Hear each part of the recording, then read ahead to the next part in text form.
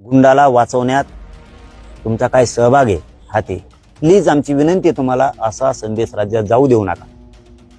तुम्ही मोडून काढा सगळे. जसे बाकीच्यांनी नुसती कमेंट टाकली तरी 8-8 महिने त्यांना जेल भोगायला लावलं, नुसत्या कमेंट टाकल्या म्हणून. मराठ्यांचे होते गरिबाचे म्हणून. तसं संदेश जाऊ द्या. आरोपी संघ फोटो दिसला तरी जेलातच फेकलाय.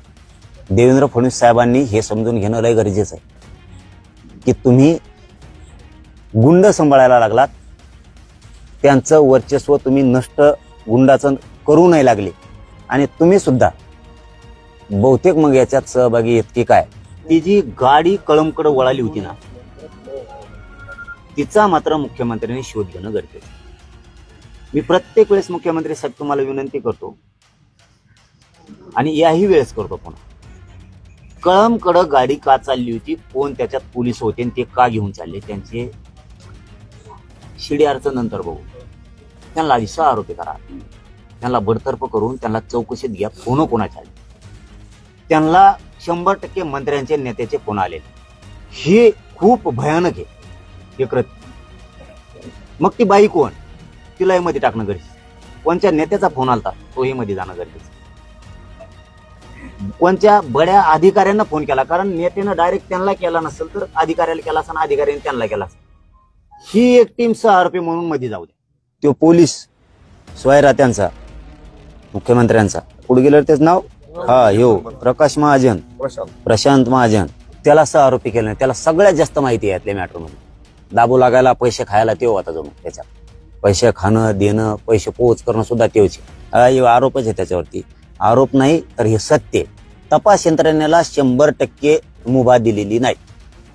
100% गृह मंत्रालयाने मुख्यमंत्र्यांनी जर त्यांना आदेश दिले असते याच्यात सोडू नका एक सुद्धा, तर आतापर्यंत बीडचं अर्ध जेल भरलं असतं. एवढी गुंडगिरी पसरलेली, एवढी मोठी टोळी, कोण करणाराची, खंडाण्या मागणाराची आणि यांना सांभाळणारा एक.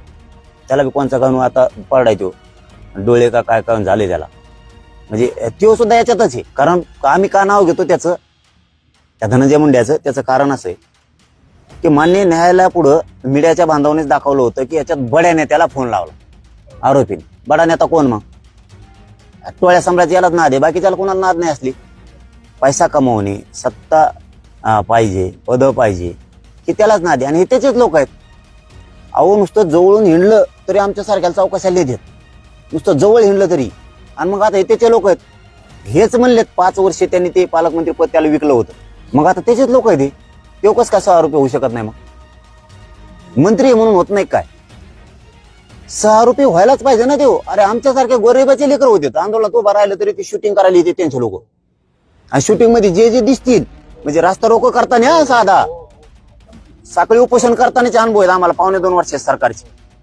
आमच्या आई बहिणीवरती हल्ला झाला, बंदुकीच्या दस्त्याने मारलं त्यांना, गोळ्या संपल्यावर. आज 307 मध्ये येते. असला न्याय इथं तर का मस्सा जो गावकरीन देशमुख कुटुंब उपोषणाला बसलं तर राज्य पुरं ढवळून निघणार.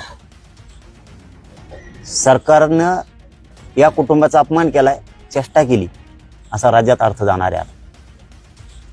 देवेंद्र फडणवीस साहेबांनी हे समजून घेणं लय गरजेचं आहे की तुम्ही गुंड सांभाळायला लागलात, त्यांचं वर्चस्व तुम्ही नष्ट गुंडाचं करू नाही लागले, असा मेसेज जाणार आहेत. आणि तुम्ही सुद्धा बहुतेक मग याच्यात सहभागी आहेत की काय, असा संदेश जाईल. तो प्लीज तुम्ही तो मुख्यमंत्री साहेब जाऊ देऊ नका. गुंडाला वाचवण्यात तुमचा काय सहभाग आहे हाती, प्लीज आमची विनंती आहे तुम्हाला, असा संदेश राज्यात जाऊ देऊ नका. तुम्ही मोडून काढा सगळे. जसे बाकीच्यांनी नुसती कमेंट टाकली तरी 8-8 महिने त्यांना जेल भोगायला लावलं, नुसत्या कमेंट टाकल्या म्हणून. मराठ्यांचे होते गरिबाचे म्हणून. तसं संदेश जाऊ द्या. आरोपी संघ फोटो दिसला तरी जेलातच फेकलाय. आणि नाव कमवायला मुख्यमंत्री साहेब तुम्हाला चान्स आहे. देशमुख कुटुंबाला न्याय द्या, त्यांना उपोषणाला बसायची वेळ येऊ देऊ नका, ही माझी विनंती आहे तुम्हाला. तर मनोज जरांगे पाटील यांच्या प्रतिक्रियेवर तुमचं मत आपल्या कमेंट बॉक्समध्ये लिहायला अजिबात विसरू नका. आणि असेच नवीन व्हिडिओ पाहत राहण्यासाठी आपल्या मराठी एल्गार या YouTube चॅनलला सबस्क्राईब करा. धन्यवाद.